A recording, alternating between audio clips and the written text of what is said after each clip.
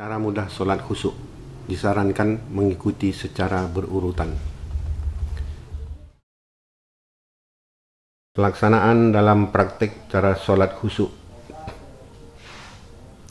Kiranya cukup banyak sudah yang dijelaskan dalam berbagai bentuk teori dengan beragam ulasan yang telah disampaikan, dalam rangka anjuran kepada kita bagaimana seharusnya cara kita melaksanakannya untuk selalu bisa ingat Allah, agar dapat dilakukan oleh setiap orang supaya sholatnya menjadi khusyuk secara tepat, pas dan benar menurut kehendak dan kemauan Allah yang sesungguhnya, untuk kemudian dapat diikuti oleh setiap orang dengan mudah, serta dapat diterapkan agar ingat Allah secara terus-menerus dan berkelanjutan, yang tidak hanya diperoleh sebatas paparan secara teori, tanpa penjelasan di mana praktek penempatannya yang pas, tepat dan benar, serta seperti apa caranya agar dapat dipahami secara sederhana.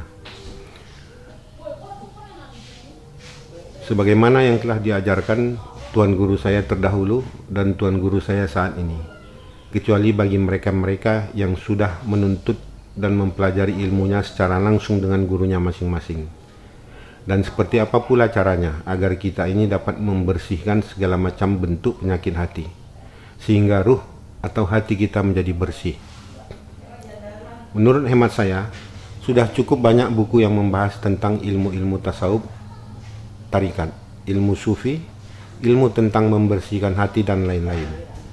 Serta banyak sudah ceramah-ceramah, seminar-seminar, simposium, sarasehan, makalah, debat terbuka, atau debat tertutup yang membahas masalah ilmu ketuhanan. Namun hingga di umur saya kini, saya sendiri pun belum dan sama sekali tidak pernah menemukan suatu ulasan serta penjelasan secara rinci bagaimana cara kita mempraktekkannya dalam keseharian hidup ini. Oleh karena itu, gapailah petunjuk dan hidayah Allah yang datang kepada diri Anda sebelum konten ini terhapus atau dihapus oleh berbagai sebab dan alasan, atau kemungkinan dapat saja dihapus atau ditutup oleh YouTube atau Google sendiri karena tidak ada yang like and share yang menjadi syarat memuat konten di YouTube agar dapat bertahan atau dipertahankan oleh pihak YouTube. Oleh karena itu, sekarang marilah kita sama-sama belajar dan berlatih dengan benar dan sungguh-sungguh bagaimana cara untuk mempraktekkan zikir dalam rangka mentauhidkan Allah di dalam hati secara berkekalan. Dengan melatih dan membiasakan diri kita ini secara terus-menerus, apapun aktivitas yang sedang kita lakukan, melalui metode zikir kalbu atau berzikir di dalam hati setiap detik, setiap saat dan setiap waktu. Allah berfirman yang artinya, dan demi jiwa serta penyempurnaannya, maka Allah mengilhamkan kepadanya jalan kefasikan dan jalan ketakwaan. Sesungguhnya beruntunglah orang-orang yang mensucikan jiwa itu, dan sesungguhnya merugilah orang-orang yang mengotorinya.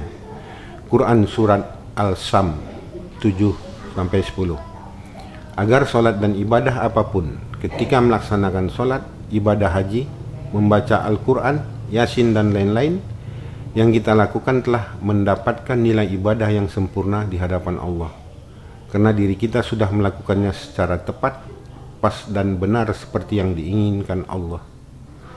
Sebab kita sudah khusyuk atau fokus, konsentrasi, hanya mengingat dirinya yang esa atau tunggal itu saat sholat, tanpa kita campuri dengan yang lain.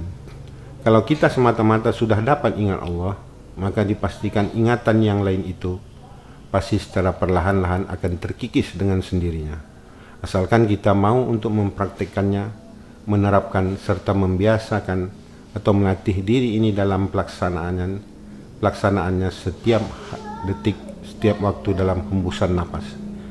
Insya Allah pastilah akan kita dapatkan ibadah yang khusyuk, mudah, nggak bayar, gratis, nggak pakai tenaga, nggak pakai pikiran, cuma modal napas dan kemauan saja. Masih malaskah? Lawan setan dalam dadamu itu dan jangan ikuti bisikannya, yakni sebagai berikut.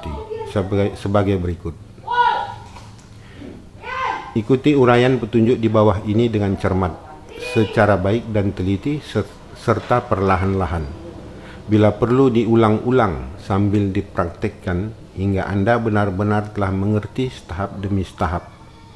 Resapi serta pahami sampai Anda merasakan sekaligus menemukan atau melihat dengan mata hati, mata batin Anda di mana posisi atau tempat bersemayamnya ruh. Sebelum Anda memulai sholat, rapatkan gigi atas dan bawah hingga menyatu, serta bibir Anda.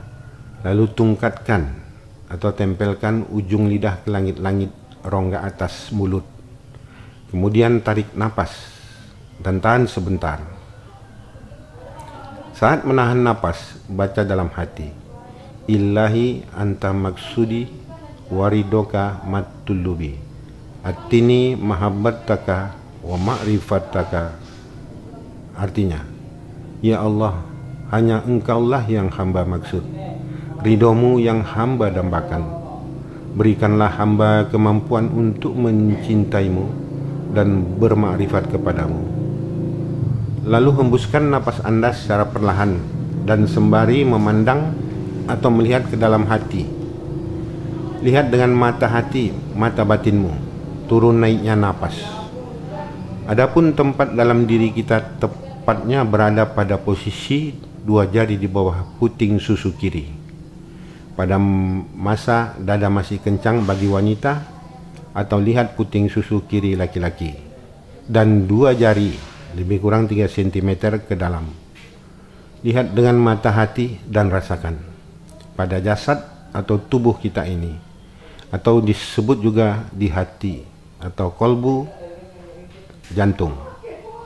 Disitulah letaknya di dalam diri kita bersemayam atau tempat tinggalnya ruh untuk mengingat Allah, yang disebut juga dengan zikir khafi atau zikir hati, kalbi, kolbu, napas atau sir tanpa suara. Hanya mengingat Allah dan jangan ada yang lain. Dan ikuti terus menerus turun naiknya napas Anda. Untuk mempraktikkannya, pejamkan mata, lihat ke dalam dan ikuti dengan mata hati turun naiknya napas pada saat mata Anda terpejam, hingga Anda benar-benar menemukan tempat bersemayamnya ruh. Jika belum, ulangi dan latih hingga dapat. Dengan mata hati Anda tadi, jangan lalai, fokuskan dan konsentrasi dengan merasakan. Ini disebut juga dengan ilmu rasa atau ilmu hati. Kemudian setiap Anda menghirup atau menarik napas ke atas, dibaca atau sebut Allah. Dan pada hembusan atau turun napas, baca atau sebut Allah. Hingga ketika turun naiknya napas, baca atau sebut Allah, Allah.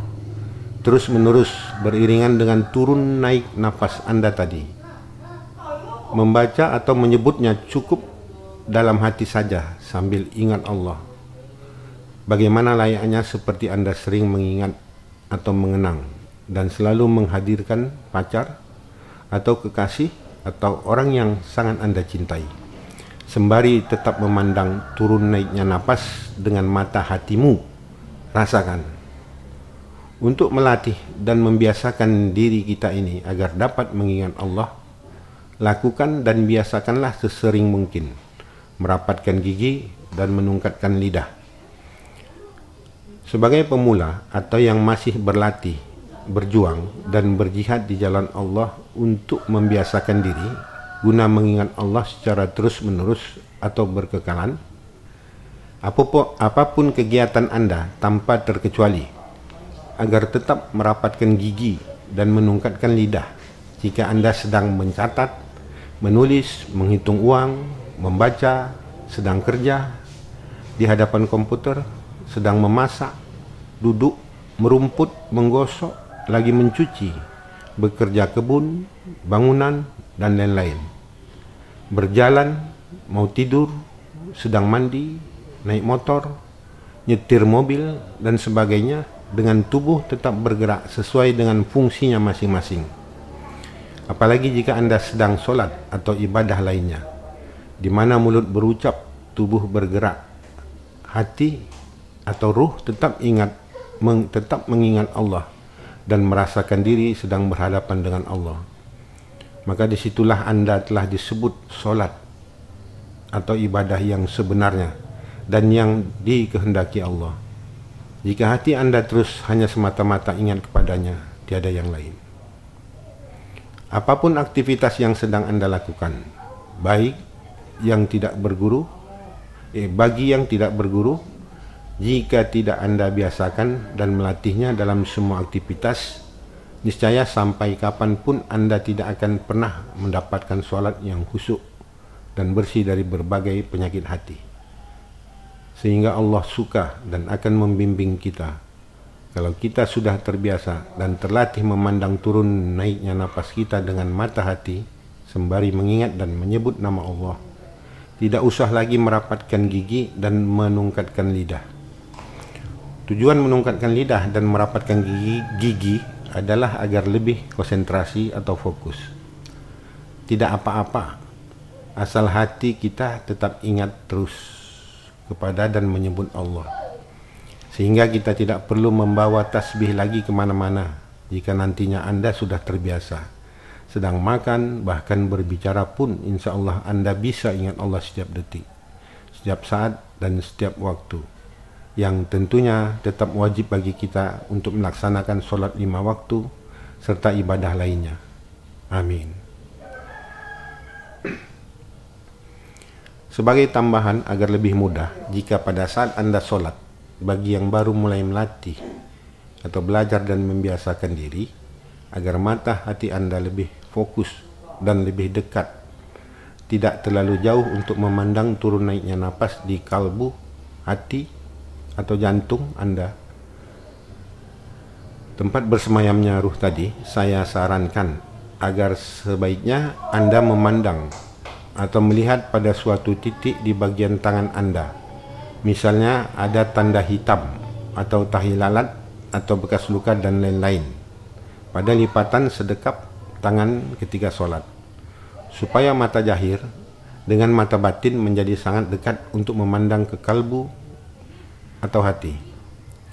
Jika Anda sudah terbiasa atau terlatih ingat Allah saat sholat, setelah itu terserah Anda, tidak harus melihat ke tangan Anda terus, sehingga mulut Anda berucap ayat-ayat sholat, tubuh bergerak, ruku, sujud, hati Anda tetap ingat Allah.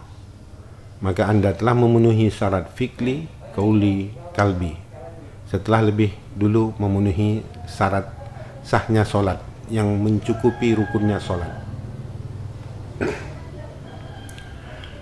Apabila Anda sebagai makmum dalam sholat, pada saat ketika imam membaca ayat-ayat ataupun ketika Anda sholat sendiri, Anda harus tetap konsentrasi dengan napas Anda, sembari terus mengingat Allah sepanjang sholat. Jika pikiran dan ingatan Anda buyar lagi kemana-mana, ucapkan istighfar dan fokuskan lagi ingatan Anda. Barulah sholat Anda sempurna diterima Allah, karena telah memenuhi keinginan yang dimaksud Allah, di mana Anda tidak lagi seperti robot yang bergerak dan bisa bicara tanpa hati. Rasulullah SAW bersabda kepada Ali bin Abi Thalib, "Hai Ali, pejamkan kedua matamu dan tempelkan sepasang bibirmu, serta lipatkan lidahmu pada langit-langitan mulut dengan berzikir Allah, Allah, Allah." Di dalam Latifah dari Lataif 7. Sebagaimana firman Allah, "Hai orang-orang yang beriman, berzikirlah dengan menyebut nama Allah, zikir yang sebanyak-banyaknya, dan bertasbihlah kepadanya di waktu pagi dan petang." Quran Surat Al-Ahzab ayat 41-42. Dan masih firman Allah, "Maka apabila kamu telah menyelesaikan sholatmu, ingatlah Allah di waktu berdiri, di waktu duduk, di waktu berbaring."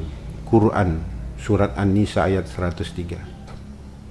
Firman Allah yang artinya, "Sesungguhnya beruntunglah orang-orang yang beriman, yaitu orang-orang yang khusyuk dalam sholatnya. Quran surat Al-Mu'minun ayat 1-2. Serta Aisyah radhiyallahu anha berkata bahwa Rasulullah bersabda, zikir khafi yang tidak didengar oleh malaikat hafadah itu pahalanya lebih banyak daripada zikir jahir atau lisan, yaitu lipat 70 kali. Hadis riwayat Baihaqi. Jenis dan penjelasan tentang penyakit hati serta obatnya. Banyak dijelaskan dalam Al-Quran bahwa di dalam setiap rohani atau hati manusia itu memiliki penyakit hati atau penyakit jiwa. Adapun salah satu yang diungkapkan di dalam Al-Quran sebagaimana firman-Nya yang artinya, di dalam hati rohani mereka ada penyakit, kemudian Allah menambahkan penyakitnya, dan bagi mereka siksa yang pedih disebabkan mereka berdusta. Quran surat Al-Baqarah 10. Penyakit hati inilah yang mengikat dan merantai kita sehingga merasa enggan dan malas dengan menuruti bisikan setan nanti-nanti saja untuk dekat kepada Allah. Jika kita telah dapat membebaskan diri dari berbagai penyakit hati itu, maka lapanglah hati kita sehingga kita pun merasa tentram, tenang dan damai, tidak resah, susah dan gelisah, karena kita telah dekat serta ingat dengan yang maha segalanya. Bahwa adapun penyakit hati itu kita sendirilah yang membuatnya, dan penyakit hati rohani tersebut dapat dilihat dengan adanya sikap dan sifat yang jelek di dalam karakter tingkah laku seseorang yang kerap mendorongnya untuk selalu melakukan hal-hal buruk dan tidak terpuji yang dapat merusak serta mengganggu keadaan orang lain, sekaligus telah mencabut kebahagiaan dan ketenangan pada dirinya sendiri, dengan tidak menutup kemungkinan dapat mencegah dirinya agar mendapatkan keridhaan Allah Subhanahu wa Ta'ala. Firman Allah yang artinya, sesungguhnya manusia diciptakan bersifat keluh kesah lagi kikir. Quran surat Al-Ma'arij 19. Dan sesungguhnya kami telah mengulang-ulangi bagi manusia dalam Al-Quran ini bermacam-macam perumpamaan, dan manusia adalah makhluk yang paling banyak membantah. Quran surat Al-Kahfi 54. Asal muasal penyebab penyakit hati rohani, pada dasarnya manusia itu diciptakan Allah adalah makhluk yang terbaik serta paling mulia dibanding dengan segala makhluk ciptaan Allah yang lainnya. Sebagaimana dijelaskan dalam Al-Quran, sesungguhnya kami telah menciptakan manusia dalam bentuk yang sebaik-baiknya. Quran surat At-Tin 4. Kemudian manusia dihidupkan dan bernyawa karena Allah telah menitipkan ruh yang bersih dan suci ketika kita masih berada di dalam rahim ibu kita. Oleh karena itulah penyakit hati yang ada di dalam hati kita, ruh yang bersih dan suci tadi, tempat bersemayamnya adalah pada hati, jasad tubuh kita. Sebagaimana kita ketahui perihal perbedaan hati jasmani atau jasad dengan hati ruhani, ruh. Ini tidak lain kita sendirilah yang telah membuatnya kotor dengan melalui berbagai perbuatan yang didorong oleh berbagai macam penyakit hati, sehingga menjadi noda kotor setitik demi setitik hingga hitam legam sampai menjadi berkarat karena sifat dan sikap serta tingkah laku kita. Terhitung setelah kita akil balik hingga kita bertemu dengan ajal kematian. Oleh karena itu, ruh yang suci dan bersih sebagai titipan Allah wajib kita pelihara agar tetap bersih dan suci sampai masanya kita dipanggil pulang olehnya, agar diri ini dapat mempertanggungjawabkan pengembalian ruh yang bersih dan suci tadi dengan segala akibat perbuatan yang telah kita lakukan. Penyakit hati bila ditinjau, dilihat dari kacamata dan pandangan ajaran Islam adalah merupakan rasa sakit yang dirasakan berasal dari hati dan berada di dalamnya hati, yang menimbulkan rasa panas hati, benci hati, iri hati, dan dendam dan sebagainya. Pada gilirannya yang bersangkutan menjadi buta mata hati.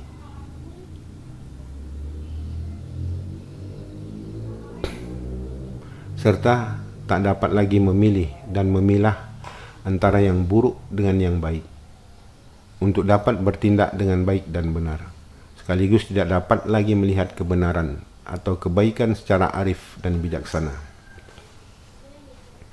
Akhirnya yang bersangkutan memperlihatkan sikap dan sifat atau perilaku buruk, jelek yang dapat dilihat dari perbuatan, bahkan raut wajah yang tanpa disadarinya sendiri telah menunjukkan, mengekspresikan suatu gerakan tubuh dan wajah yang tidak elok dipandang mata, serta ucapan, perkataan yang tidak enak didengar telinga.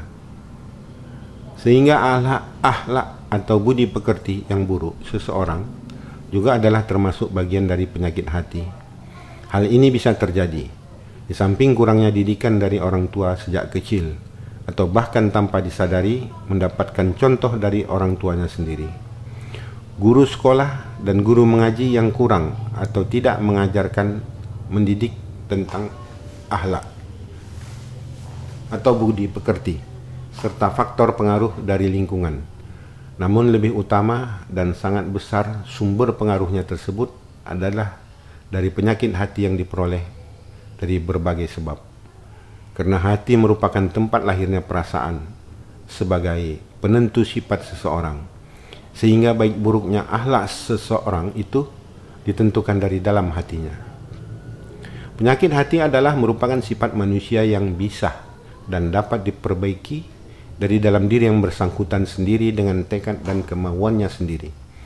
Sedangkan yang tak dapat atau tak bisa diperbaiki menurut penulis adalah watak.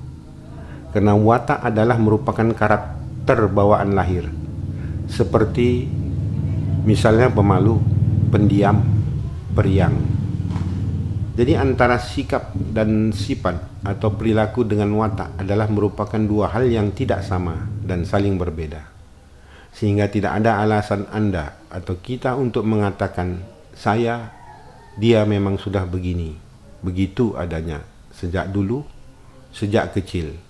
Biarkan saja saya atau dia begini, begitu.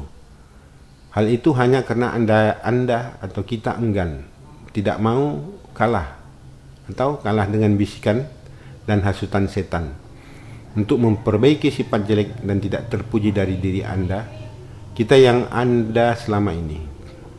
Untuk itu marilah kita sama-sama melihat ke dalam diri, merasakan dan memeriksa diri kita masing-masing. Apakah kita telah mengidap penyakit hati yang biasa disebut dengan busuk hati atau tidak?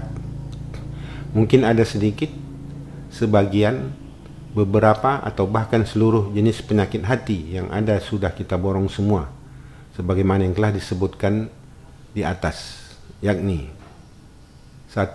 Khianat. 2. Suka berbohong. 3. Cinta dunia. 4. Suka menipu. 5. Keras hati atau tidak mau menerima kebaikan, nasihat, sulit untuk meminta maaf dan berat memaafkan. 6. Boros atau mubazir. 7.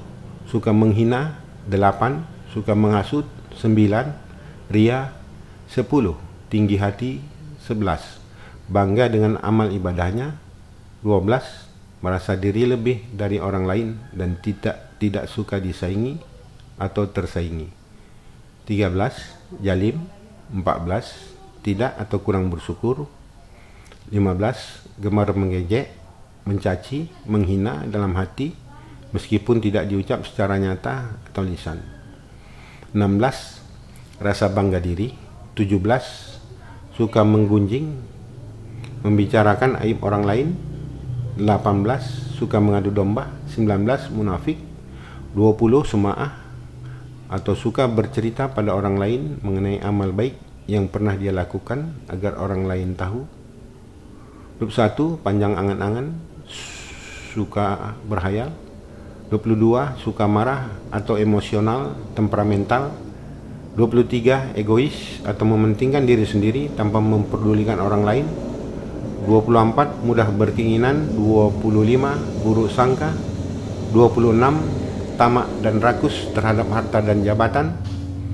27 gengsi, 28 sombong atau takabur, angkuh, 29 iri hati dan dengki, 30 bakil atau kikir, pelit, 31 suka mengeluh, berkeluh kesah, 32 suka memfitnah, 33 benci, 34 pesimis, 35 suka melaknat dan mencela, mencaci, 36 dendam dan benci berkepanjangan, 37 was-was, 38 bimbang dan ragu. Yang penjelasan dan penjambarannya adalah sebagai berikut. 1. Khianat. Orang yang suka berkhianat adalah merupakan perbuatan seseorang yang mengingkari dan mengkhianati kepercayaan serta tanggung jawab yang telah diberikan dan diamanahkan oleh orang lain. Orang yang memiliki sifat suka berkhianat ini adalah merupakan salah satu sifat penyakit hati yang tercela dan terkutuk, sekaligus dibenci dan murkai Allah. Kelak mereka-mereka yang melakukan perbuatan khianat itu akan berada dalam dasar kerak neraka yang paling bawah. Rasulullah SAW bersabda, seseorang dihadapkan di hari kiamat, kemudian dilemparkan ke dalam neraka, maka keluar usus perutnya, lalu berputar-putar di dalam neraka bagaikan himar yang berputar di sekitar penggilingan. Maka berkerumunlah ahli neraka padanya sambil berkata, hai fulan, mengapa engkau tidakkah dahulu menganjurkan kebaikan dan mencegah kemungkaran? Fulan itu pun menjawab, benar, aku dahulu menganjurkan kebaikan, tetapi tidak saya kerjakan, dan mencegah mungkar, tetapi saya sendiri kerjakan. Hadis riwayat Bukhari Muslim. Perbuatan orang yang khianat ini sangat besar dampak dan akibat negatifnya. Tidak saja hanya terbatas pada diri seseorang, keluarga dan masyarakat pun juga bisa dapat terkena dampaknya. Sehingga sudah selayaknya lah kita tidak menyimpan sifat khianat. Dan seharusnya dalam hati setiap manusia, terutama umat muslim, wajib menjaga amanah, menepati janji dan tanggung jawab. Karena sifat ini adalah merupakan salah satu tanda-tanda dari orang yang memiliki sifat-sifat munafik. Allah telah berfirman yang artinya, dan bahwasannya Allah tidak meridhoi tipu daya orang-orang yang berkhianat. Quran Surat Yusuf 12:52. Dan sebagaimana telah dijelaskan juga oleh Nabi dalam sabdanya, tanda-tanda orang munafik itu ada 3. Apabila berbicara berbohong, dan apabila berjanji mengingkari, dan apabila dipercaya ia berkhianat. Hadis riwayat Muslim. Abu Hurairah mengatakan, Nabi SAW pernah bersabda yang artinya, Allah berfirman, ada 3 golongan yang besok pada hari kiamat menjadi musuhku. Orang yang berjanji dengan namaku, kemudian dia berkhianat. Orang yang menjual orang merdeka, lalu ia makan harganya, hasil penjualan itu. Dan orang yang mempekerjakan buruh, karyawan, dan karyawan itu telah bekerja dengan baik, tetapi orang tersebut tidak memberikan upahnya. Hadis riwayat Al-Bukhari. Kesimpulan, sifat penyakit hati bagi orang yang suka berkhianat adalah sifat jelek yang bersemayam dalam diri manusia.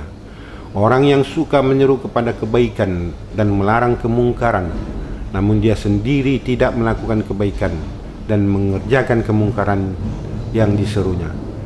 Itu termasuk salah satu ciri orang yang suka berkhianat. Dalam hadis Nabi SAW antara lain juga mengingatkan, janganlah kamu mengkhianati orang yang mengkhianatimu. Hadis riwayat Ahmad, At-Tabarani, Ibnu Hibban, dan Al-Bajar. Peringatan tersebut sama maknanya, berarti kita juga telah melakukan khianat jika kita mengkhianati orang yang mengkhianati kita. Lazimnya orang-orang yang telah menyimpan penyakit hati ini kerap telah diikuti oleh penyakit hati lainnya, yakni jalim, dendam, munafik, iri hati dan dengki, cinta dunia, tamak dan rakus terhadap harta dan jabatan, ria, penipu, suka berbohong, menghasut, adu domba, sombong, takabur, angkuh, serta egois. Kedua, suka berbohong. Orang yang memiliki sifat senang dan suka berbohong adalah orang yang tidak jujur dan merupakan salah satu penyakit hati bentuk dari keburukan sifat. Perkataan-perkataan bohong seseorang akan menciptakan rasa kebencian dan ketidakpercayaan orang lain terhadap dirinya. Islam nyata-nyata sangat melarang berbohong dan dinyatakan sebagai perbuatan dosa besar. Allah telah berfirman yang artinya, dan janganlah kamu mengikuti apa yang kamu tidak mempunyai pengetahuan tentangnya.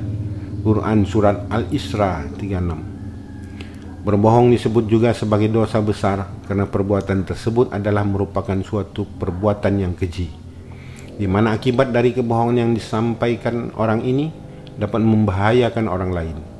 Dan Allah telah berfirman yang artinya, sesungguhnya Allah tidak memberi petunjuk kepada orang-orang yang melampaui batas lagi pendusta. Sedangkan definisi bohong itu adalah suatu perbuatan oleh seseorang yang memutarbalikkan fakta melalui ucapannya dari keadaan yang sebenarnya, sembari menambah-nambahi dan mengurangi sesuai kehendak serta kemauan hatinya, atau dia membuat dan merangkaikan perkataannya sendiri dengan mengarang atau mengada-ada, padahal apa yang diceritakannya tersebut sama sekali tidak pernah ada faktanya. Perkataannya tersebut itu disampaikan baik dengan tujuan untuk keuntungan dirinya sendiri atau dengan maksud lain, yang pada pokoknya dia berbohong, tidak jujur tentang hal apapun yang disampaikan dengan lisannya adalah kepada orang lain. Adapun salah satu contoh tentang kebohongan adalah seseorang yang bercerita kepadanya tentang segala sesuatu yang ia dengar dengan atau tanpa mencari kebenarannya, sementara ia sendiri telah menyampaikan kepada orang lain yang belum tentu kebenarannya, serta masih banyak contoh-contoh lainnya. Yang perlu disadari adalah bahwa mereka-mereka yang berbohong telah cukup memenuhi kriteria salah satu dari sifat-sifat orang-orang munafik karena dustanya, sebagaimana sabda Rasulullah SAW yang artinya, 4 hal jika semuanya ada pada seseorang, ia adalah munafik semurni-murninya munafik. Jika satu di antara yang 4 itu ada pada dirinya, maka padanya terdapat satu sifat kemunafikan hingga ia dapat membuangnya. Jika berbicara ia berdusta, jika diberi amanah ia khianat, jika berjanji ia melanggar, dan jika membantah ia berbohong. Hadis riwayat Bukhari Muslim. Untuk perbuatan bohong ini Nabi SAW hanya menyampaikan 3 pengecualian terhadap kebohongan yang dibolehkan atau mubah. Hadis sahih tentang bolehnya berbohong dinyatakan pada 3 hal tertentu saja. Dalam riwayat Al-Imam Muslim sudah pernah menyebutkan yang artinya, dan aku Ummu Kulsum tidak mendengar bahwa beliau memberikan ruksah keringanan dari dusta yang dikatakan oleh manusia kecuali dalam perang, mendamaikan antara manusia, pembicaraan seorang suami pada istrinya, dan pembicaraan istri pada suaminya. Sebabnya adalah bahwa tidaklah mungkin atau mustahil dapat diterima oleh para pihak jika orang yang hendak mendamaikan kedua belah pihak, termasuk merujukkan suami istri yang lagi berselisih, menyampaikan apa adanya dari satu pihak kepada pihak lainnya tanpa menyaring, sedangkan ia sendiri harus berusaha meredakan suasana yang sedang panas. Dan jika dipandang perlu serta berguna, dia juga diperbolehkan untuk kebaikan menambahi untayan perkataan yang manis serta menyejukkan kedua belah pihak yang bertikai dengan tidak menyampaikan cercaan ataupun umpatan pihak yang satu terhadap pihak yang lainnya. Dalam suasana perang juga demikian, tidak mungkin untuk memberikan informasi yang benar pada pihak musuh. membuka rahasia kekuatan atas pasukannya sendiri, atau memberitahu tentang informasi-informasi yang dicari mereka pihak musuh butuhkan. Dengan demikian, dalam keadaan dan situasi tertentu, hukum bohong yang semula haram diberikan pengecualian, sehingga berubah hukumnya dari perbuatan yang dilarang menjadi mubah, bahkan wajib.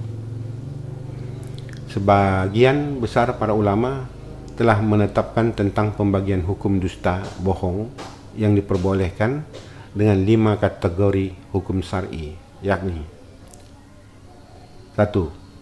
Haram jika suatu kebohongan yang dilakukan tersebut tidak bermanfaat menurut kacamata syar'i. 2. Makruh jika dilakukan untuk memperbaiki keadaan dan situasi kemelut rumah tangga. 3. Dianjurkan untuk menakuti musuh Islam dalam suatu peperangan. 4. Wajib sepanjang untuk menyelamatkan nyawa atau jiwa seorang muslim atau hartanya dari kematian dan kebinasaan. 5. Mubah untuk kepentingan mendamaikan suatu persengketaan di tengah masyarakat. Kesimpulan: orang yang suka berbohong adalah orang yang gemar membalikkan fakta atau membuat dan mengarang perkataan-perkataan yang tidak benar, sehingga menimbulkan rasa kebencian dan ketidakpercayaan orang lain terhadap dirinya, di mana perkataan bohong dapat juga membahayakan, bahkan bisa berpotensi berisiko terhadap jiwa dan keselamatan orang lain. Biasanya orang yang suka berbohong tidak punya rasa tanggung jawab, tipisnya iman, serta tidak takut kepada Allah. Orang yang suka berbohong di dalam dirinya telah bersemayam penyakit hati yang lain, yakni diantaranya adalah munafik, iri hati dan dengki, penipu, keras hati, suka menghasut, gibah, mengadu domba, memfitnah, egois, serta gengsi. 3. Cinta dunia. Orang yang memiliki hati sifatnya cinta dunia atau hubbud dunia adalah salah satu penyakit hati yang merupakan suatu niat dan keinginan yang berlebihan. Terlalu ambisi untuk menyukai dan mencintai segala sesuatu hal yang sifatnya kebendaan atau bahkan makhluk hidup. Dan tentunya dapat memberikan kesenangan dan kepuasan serta kenikmatan kepada diri dan batinnya atas sesuatu benda atau makhluk tersebut.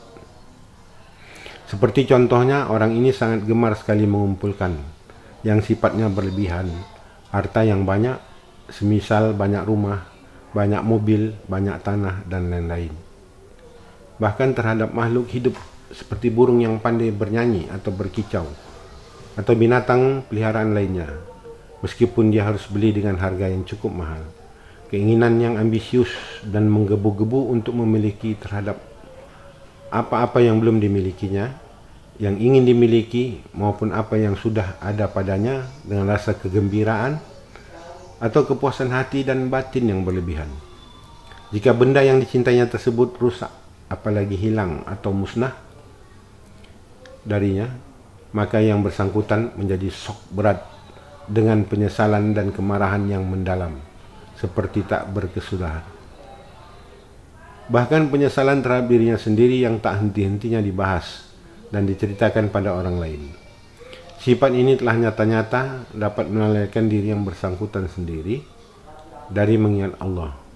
Nabi SAW pernah bersabda yang artinya, cinta kepada dunia merupakan pangkal segala kesalahan. Hadis riwayat Ibnu Abi Ad-Dunya dan Al-Baihaqi. Kesimpulan: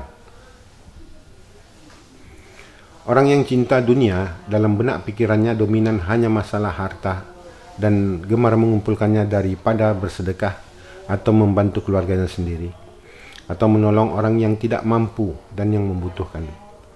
Penyakit cinta dunia ini berpotensi dapat menjadi penyebab dari banyak penyakit-penyakit hati lainnya, seperti kikir, pelit, bakil, sombong, angkuh, takabur, ria, serakah, tidak atau kurang bersyukur, merasa diri lebih dari orang lain, merasa rasa bangga diri, mudah berkeinginan dan gengsi.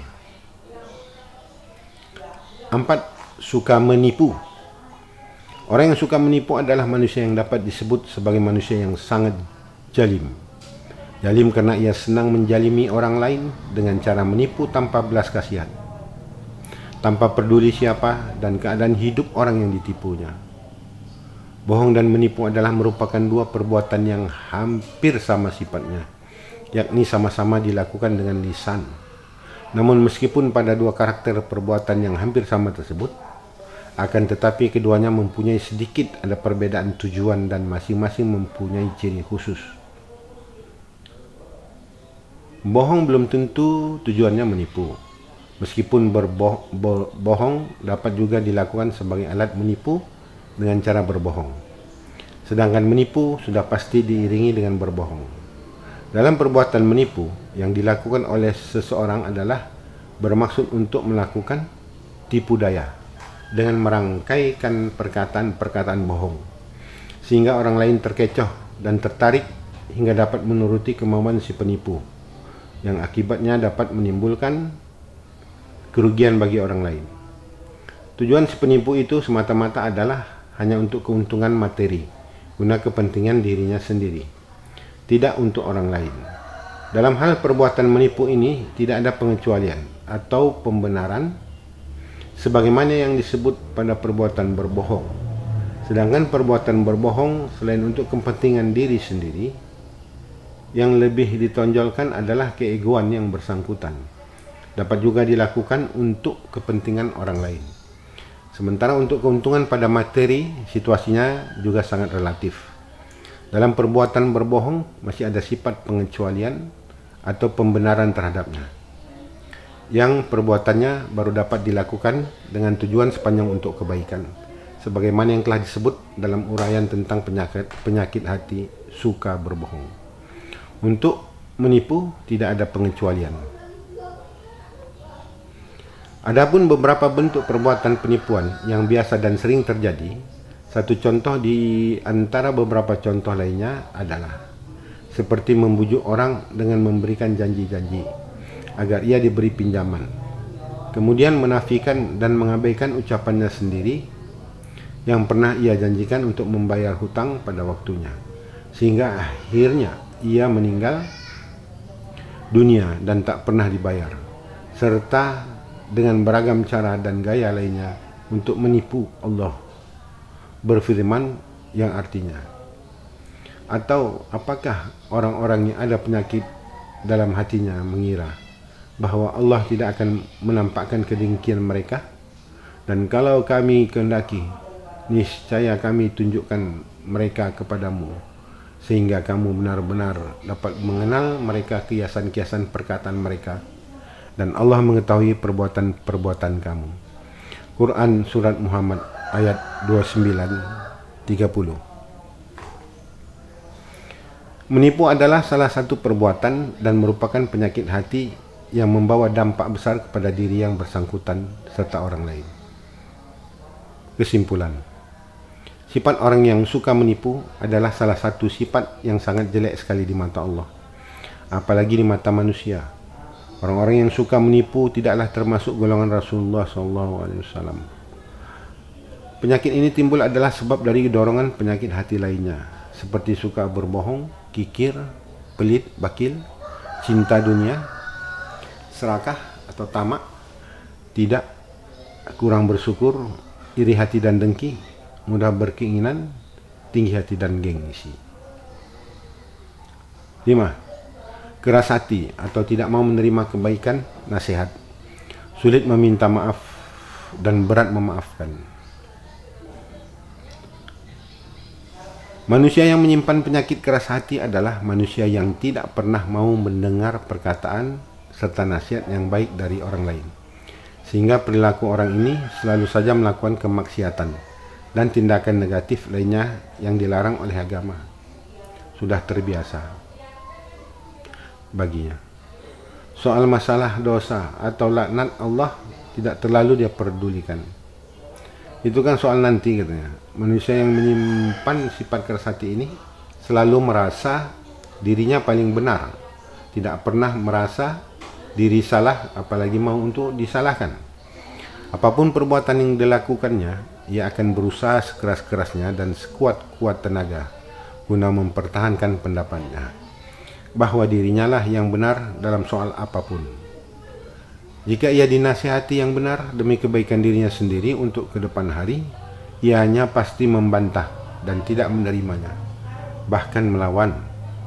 Penyakit hati yang ada dan bersemayam di dalam hatinya ini sudah membuat hatinya terlalu kotor dan berkarat, sehingga membuat hatinya tertutup dan malas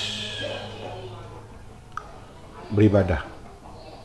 Akhirnya menjadikan dirinya semakin jauh dari petunjuk dan hidayah Allah, serta semakin jauh pula lah hatinya itu dari mengingat Allah.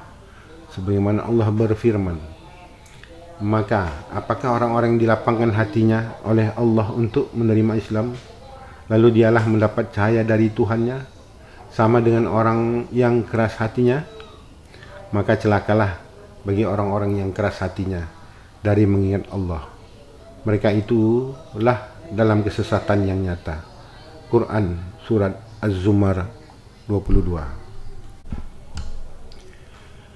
Sementara ianya sendiri tidak mau introspeksi dan memperbaiki diri dengan melihat ke dalam dirinya, ia tetap merasa sifat dan kelakuannya sudah baik dan benar atas penilaian dirinya sendiri.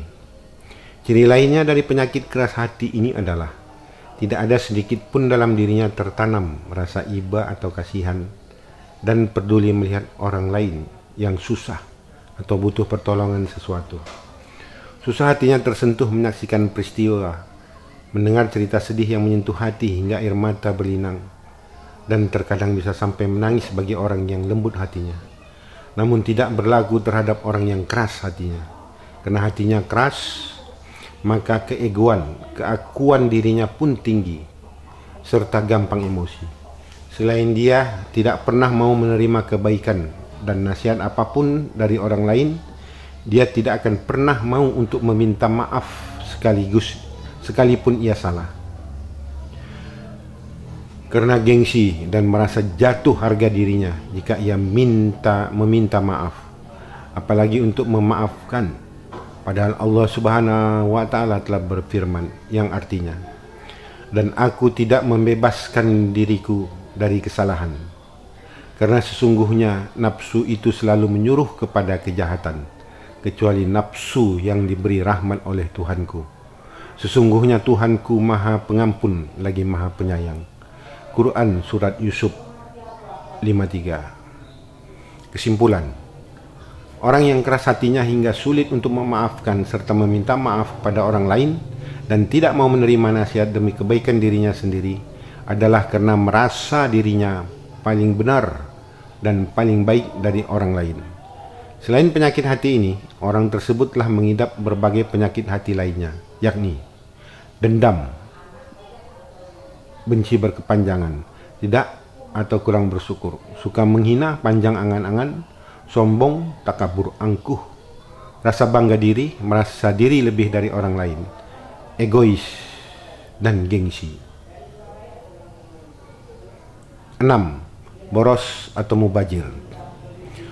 Boros atau mubazir adalah merupakan sifat orang yang gemar menggunakan atau membelanjakan sesuatu secara berlebihan, suka berfoya-foya dengan mengeluarkan uangnya secara berlebihan, menghambur-hamburkan uang atau harta tidak pada tempat dan manfaatnya, menginfakkan sesuatu bukan pada jalan yang benar dan bermanfaat, merusak, tidak memelihara, tidak menjaga, serta tidak merawat, serta harta yang merupakan titipan Allah yang sudah dimilikinya.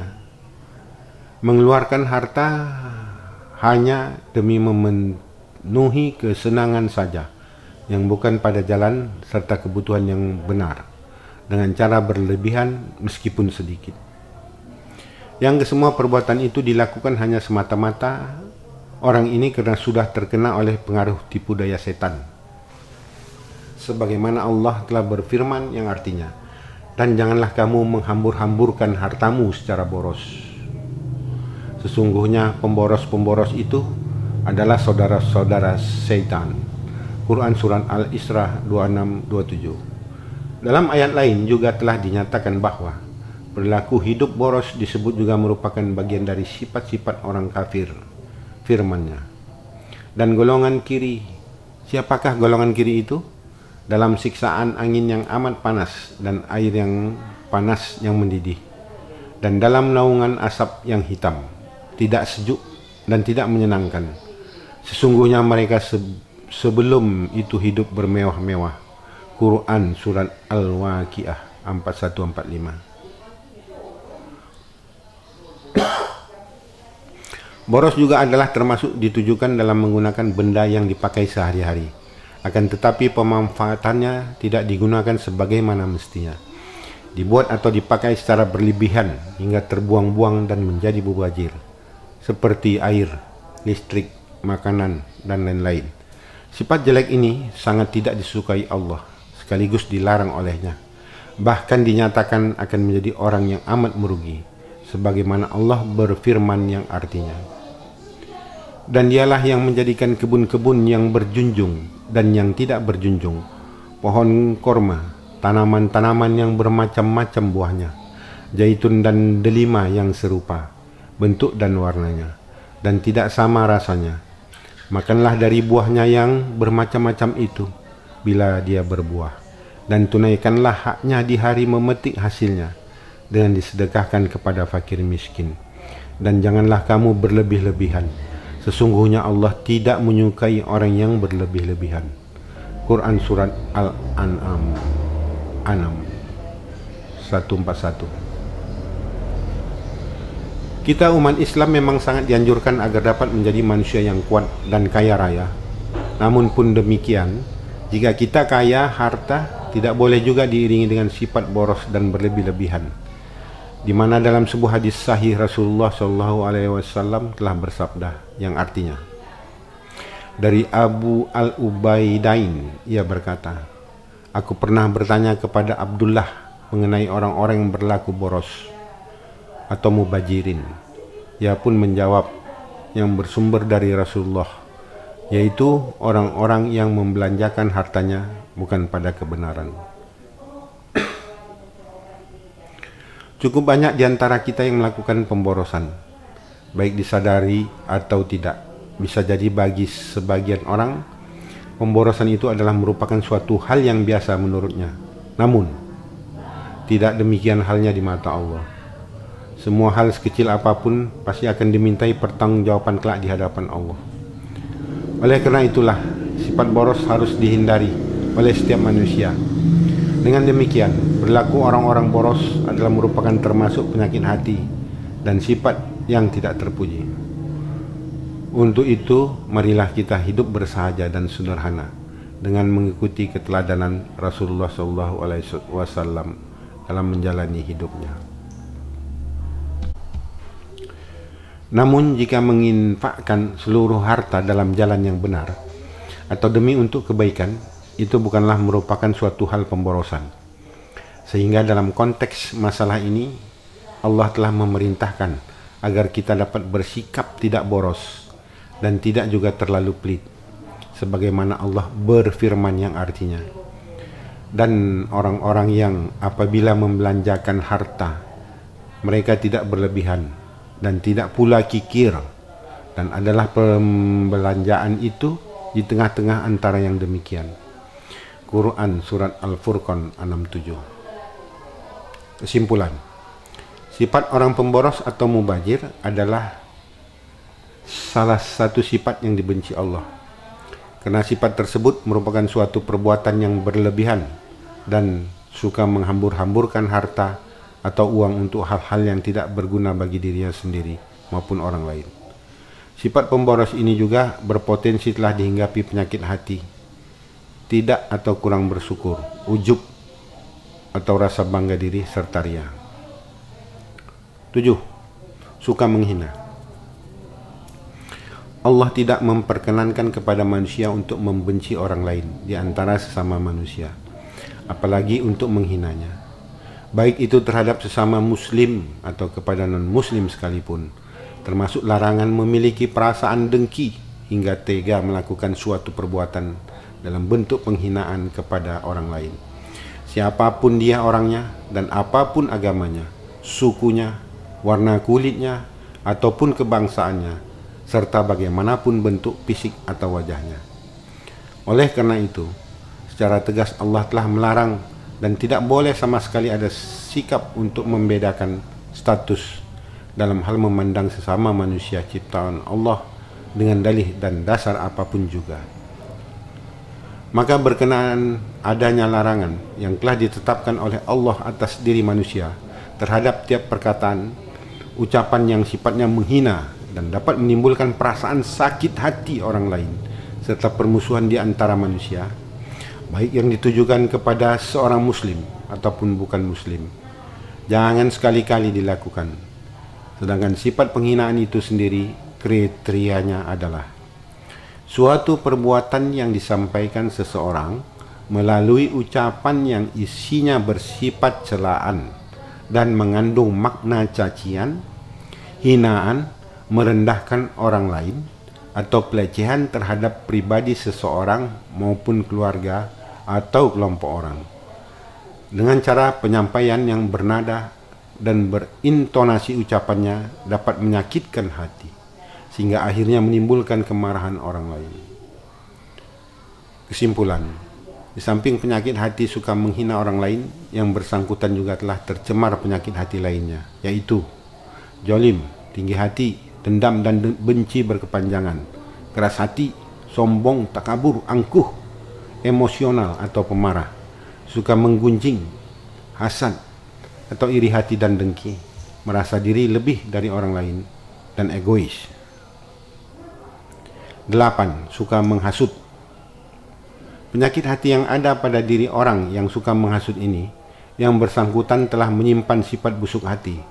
Dia risih dan tidak suka apabila melihat ketenangan, ketentraman dan kedamaian pada seseorang atau pada masyarakat. Bisa juga disebut susah melihat orang senang, senang jika melihat orang susah. Sifat ini hampir mirip dengan sifat mengadu domba, di mana dalam hal adu domba bedanya adalah yang diberikan informasi atau berita tersebut kepada kedua belah pihak, sedangkan untuk tujuan menghasut hanya disampaikan kepada salah satu pihak saja. Pada perbuatan mengadu domba, kebanyakan isi berita yang disampaikan kemungkinan ada benarnya, terkadang juga tidak. Akan tetapi isi berita yang disampaikan sudah ditambah-tambahi sembari memanas-manasi dan menggosok-gosok kedua belah pihak, agar pihak-pihak saling memanas dan timbul emosi. Sedangkan menghasut atau disebut juga memprovokasi, yang disampaikan oleh seseorang secara lisan, isi beritanya tidak sepenuhnya benar, bahkan kadangkala tidak benar sama sekali. Namun yang pasti, sifat dan perbuatan yang tujuan utamanya adalah hanya untuk menimbulkan permusuhan atau pertikaian dan pertengkaran antara orang yang satu terhadap orang yang lain, pihak yang satu terhadap pihak yang lain, dan maksud agar orang yang dihasutnya sepaham dan sependapat dengan apa yang disampaikannya itu. Setidak-tidaknya orang lain tersebut menjadi panas, emosi dan marah karena percaya dengan si penghasut, guna ikut serta memusuhi orang lain tersebut. Menghasut atau memprovokasi dalam Islam disebut dengan namimah. Kesimpulan, sifat orang yang suka menghasut ini biasanya telah diiringi adanya faktor yang didukung oleh penyakit hati lainnya, yaitu sifat jolim, hasad, iri hati dan dengki, dendam dan benci berkepanjangan, penipu, gibah, suka mengadu domba, suka memfitnah, keras hati, serta suka berbohong. 9. Ria. Orang yang memiliki sifat ria adalah suatu penyakit hati yang suka menceritakan kepada orang lain tentang apa-apa saja amal ibadah atau sedekah serta kebaikan yang akan atau pernah atau baru dibuatnya.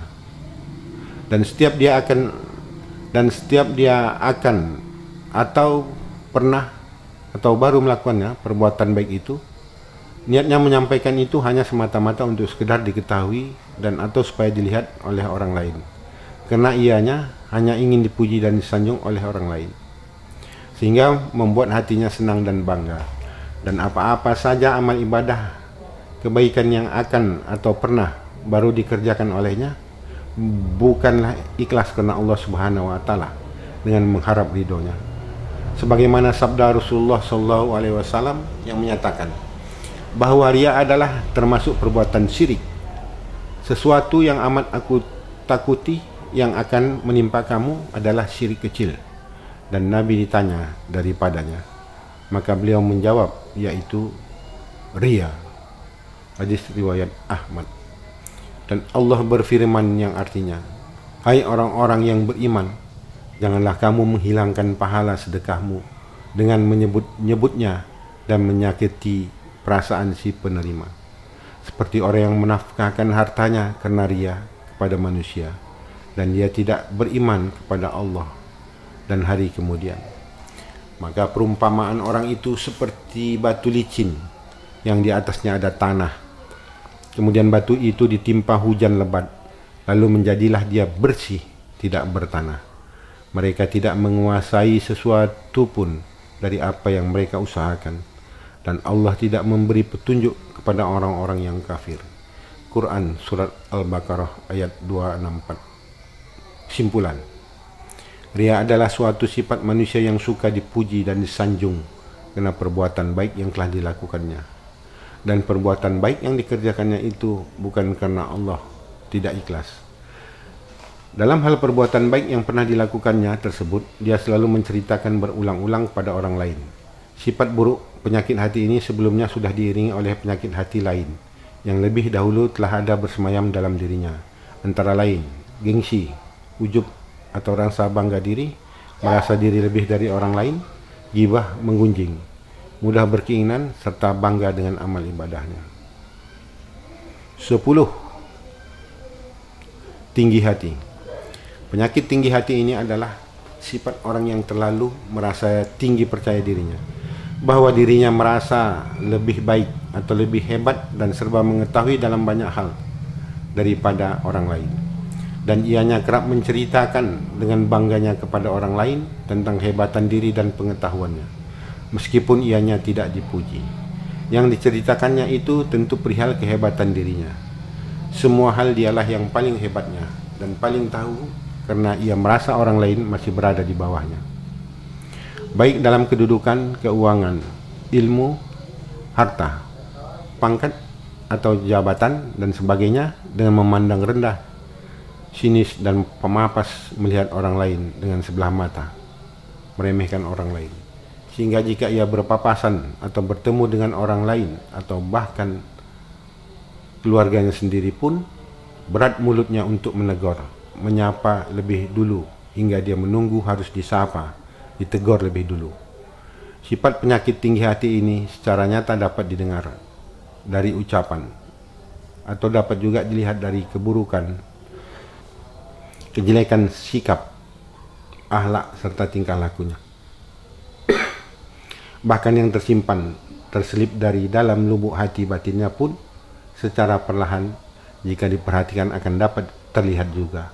Hal itu dengan tanpa disadarinya terpancar dari dalam diri yang bersangkutan sendiri melalui mimik, ekspresi, raut wajah. Penyakit tinggi hati ini hampir mirip dengan penyakit rasa bangga diri atau ujub. Sedangkan perbedaan tinggi hati dengan rasa bangga diri adalah rasa bangga diri orangnya tidak menceritakan kehebatan dan kelebihannya itu kepada orang-orang lain, kecuali hanya sebatas bahwa ianya merasa sangat bangga dengan kehebatan dan kelebihan dirinya sendiri, atau dengan kata lain, lebih terfokus pada rasa kagum terhadap diri sendiri. Akan tetapi tidak menutup kemungkinan orang yang menyimpan penyakit rasa bangga diri ini dapat juga menimbulkan sikap sombong, angkuh, serta merendahkan orang lain juga. Sedangkan pada penyakit tinggi hati, ianya gemar menceritakan tentang kehebatan, kelebihan dirinya kepada orang lain atau melibatkan orang lain. Kesimpulan, orang yang memiliki sifat tinggi hati adalah orang yang selalu merasa bahwa dirinya lebih baik dan lebih hebat dari orang lain, padahal belum tentu demikian halnya. Namanya juga hanya merasa. Dalam sifat ini yang bersangkutan tidak perlu ada atau tidaknya pujian dari seseorang terhadap dirinya. Yang penting bagi dia telah merasa puas kalau sudah memperlihatkan atau menceritakan kehebatan dan keunggulan dirinya dengan memandang rendah orang lain. Selain sifat buruk penyakit tinggi hati ini, orang tersebut biasanya sudah melekat pula dalam dirinya penyakit hati lainnya, yakni gengsi, pamer, ria, egois, merasa diri lebih dari orang lain, tidak atau kurang bersyukur, serta sombong, takabur, angkuh. 11. Bangga dengan amal ibadahnya. Orang yang berpenyakit hati bangga dengan amal ibadahnya sendiri adalah seseorang yang dalam hatinya bangga dengan diri sendiri atas amal ibadah yang telah atau pernah dilakukannya, karena merasa diri bahwa amal ibadah yang dia perbuat sudah banyak, karena telah sering dan banyak sekali ikut pengajian, kerap pegang tasbih, berzikir, kening sudah hitam karena banyak sujud, sudah banyak baca Quran, sering baca Yasin, bolak-balik pergi haji setiap tahun atau sering umroh, selalu puasa ini dan itu, cukup banyak sudah memberi makan anak yatim, kerap bersedekah, lama berdiam di masjid, iktikaf, dan lain sebagainya, sehingga menyebabkan timbulnya sifat bangga dari dalam diri yang bersangkutan karena telah banyak melakukan amal ibadah. Abu Hurairah radhiyallahu anhu meriwayatkan Rasulullah SAW telah bersabda, sungguh amal seseorang tidak akan memasukkannya ke dalam surga. Mereka bertanya, tidak pula engkau ya Rasulullah? Beliau menjawab, tidak pula saya, hanya saja Allah meliputiku dengan karunia dan rahmatnya. Karenanya berlakulah benar, beramal sesuai dengan sunnah, dan berlakulah sedang, tidak berlebihan dalam ibadah, dan tidak kendor atau lemah. Hadis riwayat Bukhari dan Muslim. Simpulan, orang yang bangga dengan amal ibadah yang telah dilakukannya adalah sekaligus orang yang memiliki sifat suma. 12. Merasa diri lebih dari orang lain dan tidak suka disaingi, tersaingi. Orang yang merasa dirinya lebih dari orang lain adalah juga merupakan penyakit hati. Penyakit hati ini hampir mirip dengan penyakit tinggi hati, di mana ianya merasa telah mempunyai banyak kelebihan terhadap berbagai hal daripada orang lain. Sifat orang seperti ini tidak suka tersaingi atau disaingi oleh orang lain. Dia akan merasa rendah jika tersaingi atau disaingi, terutama dari orang yang dia kenal. Akibat dari sifat tersebut, maka timbul pula lah sikap sombong dan angkuh, sehingga dia hanya tidak mau mendengar apapun pendapat atau saran atau penjelasan orang lain, meskipun benar, karena ianya selalu melihat, memandang rendah, sekaligus merendahkan orang lain, baik dilakukan dengan lisannya maupun melalui tatapan, mimik, raut wajahnya. Apalagi jika melihat keadaan dan kondisi orang lain yang berada di bawah keadaannya, dia akan benci dan tidak ingin, tidak mau, sekaligus tidak suka, bahkan sakit hatinya apabila sampai disaingi, tersaingi oleh orang lain. Penyakit hati merasa diri lebih dari orang lain ini contohnya adalah yang bersangkutan merasa dirinya lebih kaya harta atau lebih pintar, lebih terhormat atau lebih terpandang, lebih cantik atau lebih gagah, lebih tinggi pangkat atau lebih tinggi kedudukan, lebih tinggi jabatan atau lebih dermawan, lebih sosial atau lebih disegani, lebih jagoan atau lebih kuat, lebih hebat atau lebih tenar, populer, terkenal, lebih banyak ibadah atau lebih banyak sedekah, lebih banyak puasa, lebih banyak haji dan umroh, lebih alim, lebih banyak mobil dan uang atau lebih banyak rumah dan tanah, lebih banyak gelar akademis atau lebih banyak atau besar gaji, lebih taat ibadah, lebih baik profesi pekerjaan, lebih dan lebih. Pokoknya dia merasa dirinya lah orang yang mempunyai serba memiliki kelebihan dibanding orang lain. Kesimpulan, orang yang berpenyakit hati merasa diri lebih dari orang lain atau tidak suka disaingi tersaingi ini, orang tersebut juga telah mengidap penyakit hati lainnya, yakni suka mengejek, mencaci, gengsi, pamer, ria, tidak bersyukur, egois, iri hati dan dengki, cinta dunia, ghibah, kikir, pelit, serta sombong, takabur, angkuh. 13. Jalim. Allah sangat membenci orang yang berbuat jalim dan telah mengharamkannya.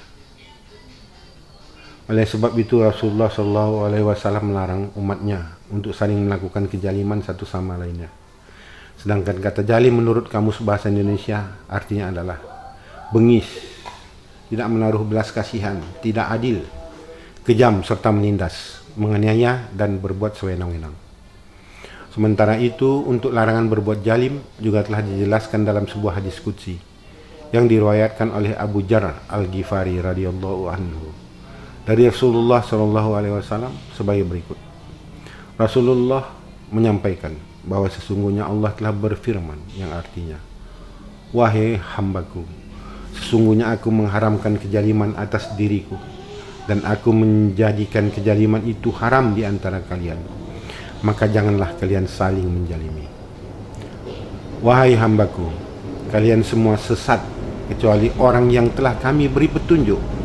Maka hendaklah kalian minta petunjuk kepadaku, pasti aku memberinya.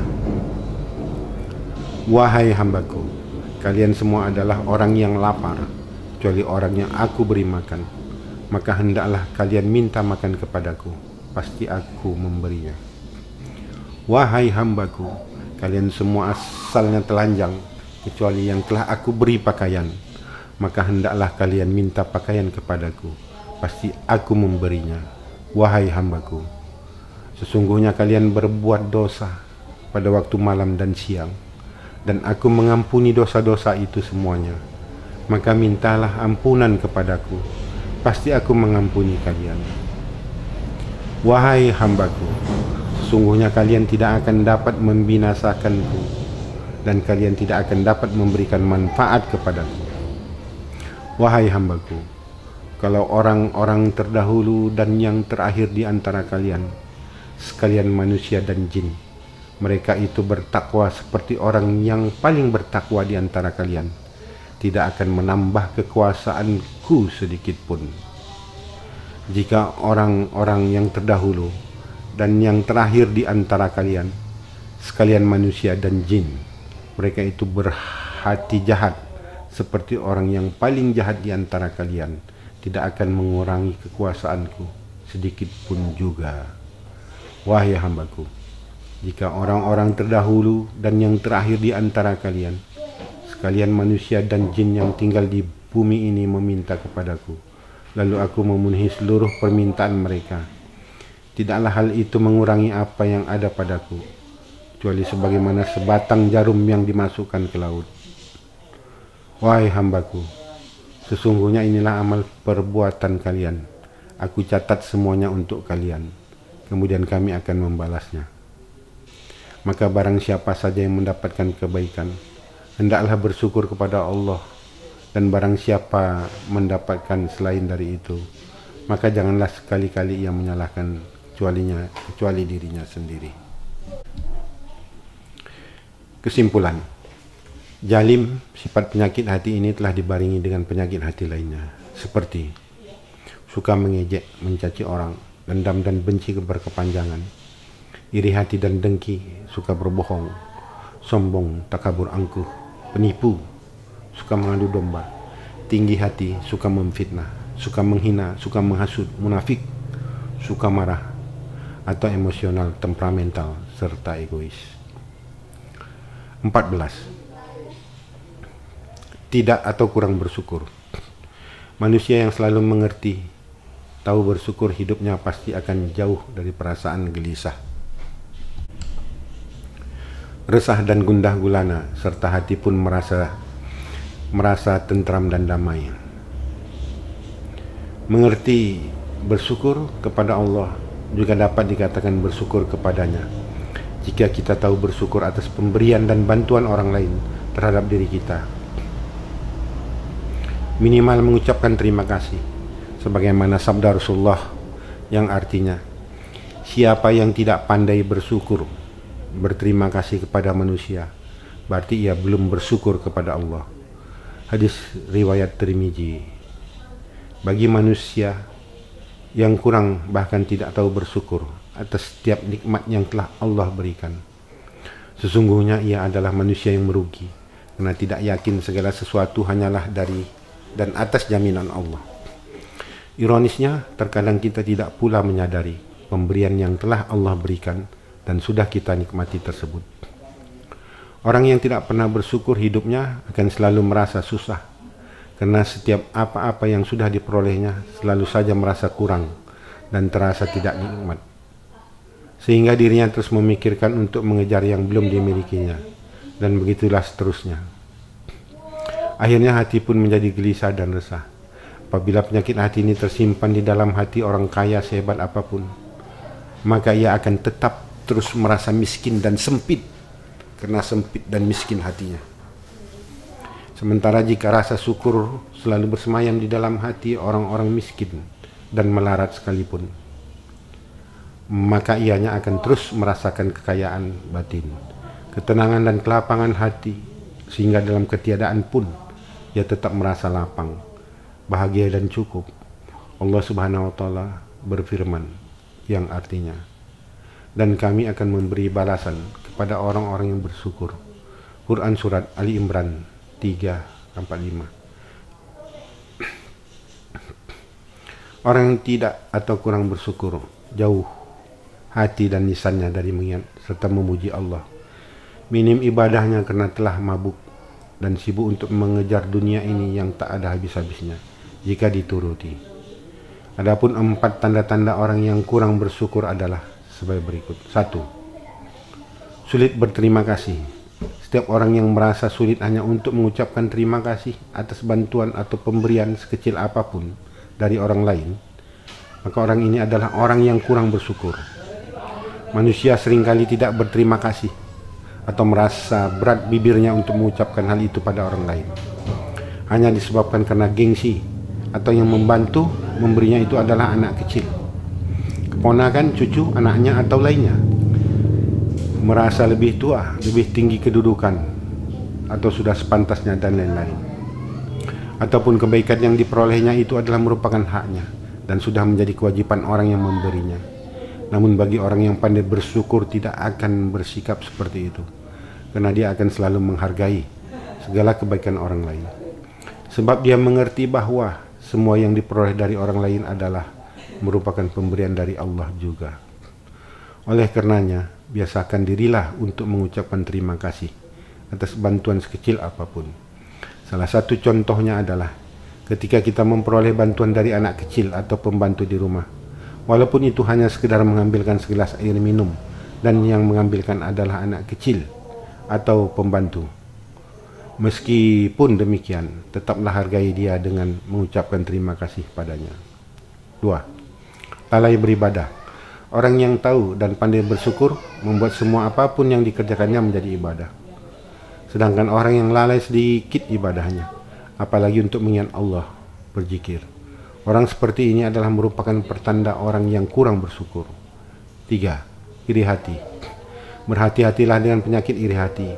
Jika kita memelihara sifat ini, berarti kita tidak termasuk orang yang bersyukur kepada Allah, karena masih saja ingin membanding-bandingkan segala nikmat yang diperoleh orang lain dengan segala nikmat yang kita dapatkan, yang artinya kita iri terhadap orang lain dan tidak mensyukuri pemberian Allah kepada kita.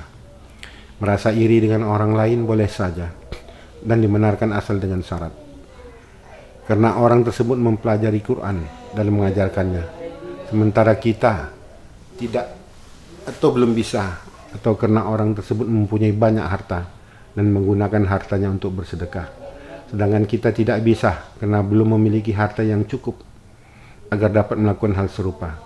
Intinya ialah iri hati untuk berlomba-lomba dalam melakukan kebaikan adalah merupakan suatu anjuran dan hal yang sangat baik serta tidak dilarang. 4. Mudah mengeluh. Tanda-tanda orang yang selalu bersyukur, dianya selalu tersenyum, sabar dan lapang hati ketika Allah menentukan lain, meskipun bertolak belakang dan tidak sesuai dengan kemauan serta keinginan hatinya. Namun apabila seseorang selalu mengeluh dan kesal, hal itu adalah merupakan ciri-ciri orang yang kurang bersyukur. Orang yang selalu bersyukur tidak mudah mengeluh. Karena jika kita mengeluh, berarti menandakan kita sudah menantang Allah, tidak menerima apa yang ditetapkannya kepada kita, bahkan seolah-olah kita marah kepada Allah.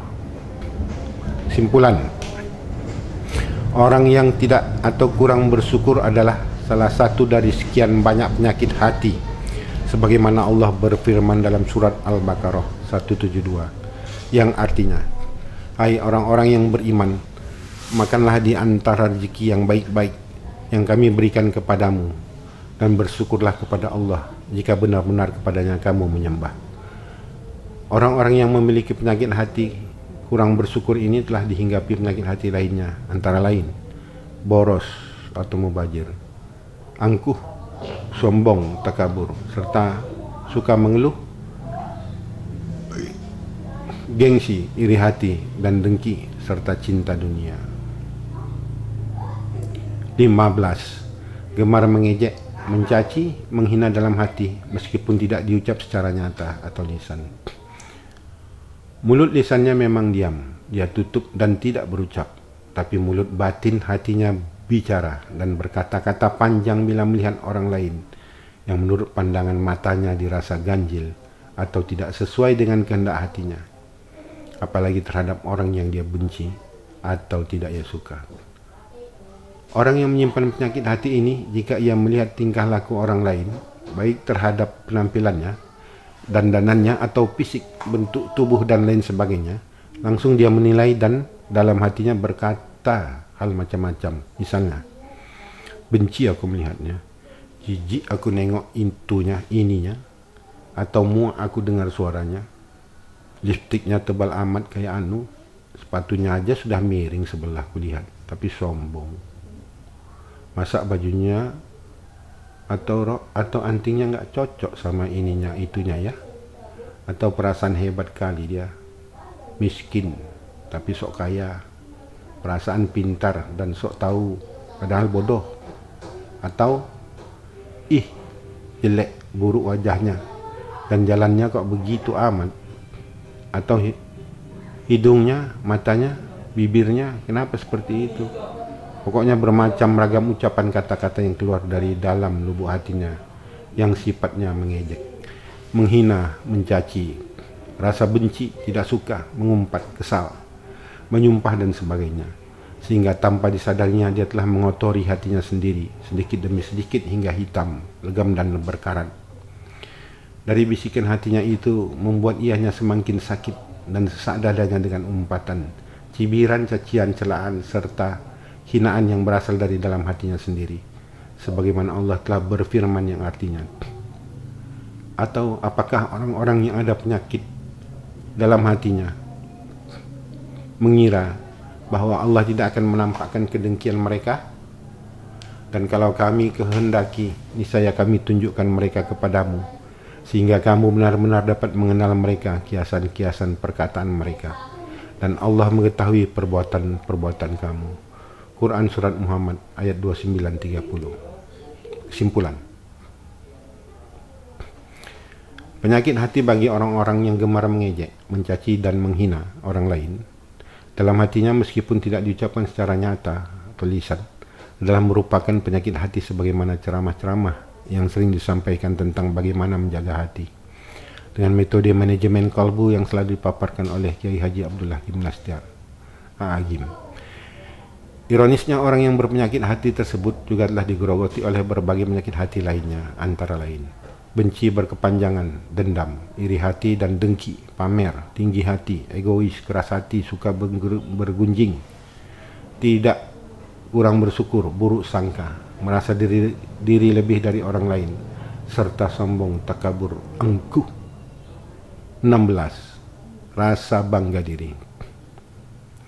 Penyakit hati sifat rasa bangga diri atau membanggakan diri sendiri, ujub ini hampir mirip-mirip dengan sifat penyakit hati sombong, penyakit tinggi hati dan penyakit merasa diri lebih dari orang lain. Namun masih ada sedikit perbedaannya.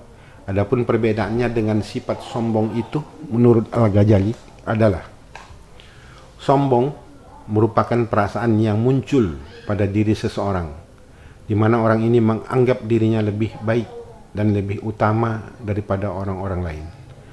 Namun pada sifat ujub atau rasa bangga diri adalah perasaan bangga atas diri sendiri yang dalam penampilannya tidak memerlukan atau melibatkan orang lain.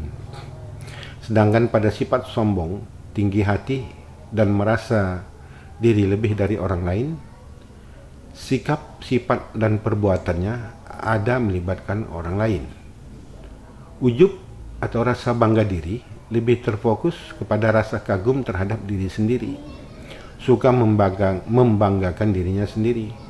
Kadang-kadang pada sebagian orang, emosi ini merupakan tingkah laku yang dominan, pada akhirnya dapat menimbulkan sikap sombong, angkuh serta merendahkan orang lain juga. Keinginan berharap penilaian terhadap suatu pemberian yang pernah dilakukannya, sikap yang selalu mengingat-ingat pemberian serta sikap pemberi terhadap perbuatan yang telah dilakukannya juga adalah merupakan suatu hal yang termasuk kategori ujub. Menurut As-Sarkawi bahwa ujub adalah merupakan perasaan senang hati yang berlebihan karena adanya anggapan dari dalam dirinya bahwa ia merasa orang yang paling baik dan sempurna dalam segala hal. Sikap ujub ini merupakan penyakit mental yang juga berbahaya, di mana keberadaannya dapat membuat hati yang bersangkutan menjadi beku dan menolak serta enggan tidak menerima kebaikan serta nasihat bentuk apapun dari orang lain. Dan orang yang menyimpan sifat ini selalu saja menutupi kesalahan, sebagaimana firman Allah Subhanahu wa taala.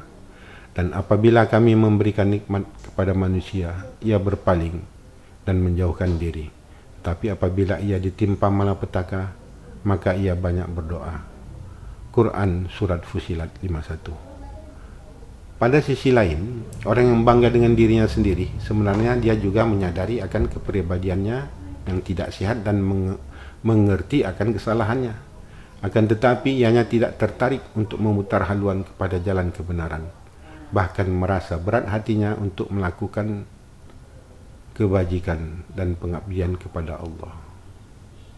Kesimpulan, orang yang memiliki sifat ujub atau rasa bangga diri adalah orang yang merasa kagum terhadap diri sendiri, suka membanggakan dan menonjolkan diri dengan perasaan senang yang berlebihan, ditambah dengan sikap yang selalu mengingat-ingat pemberian, bahkan tidak jarang pula mengingatkan kepada orang yang pernah ia beri, sekaligus pemberi, mengharap balasan terhadap perbuatan yang telah dilakukannya kepada orang lain.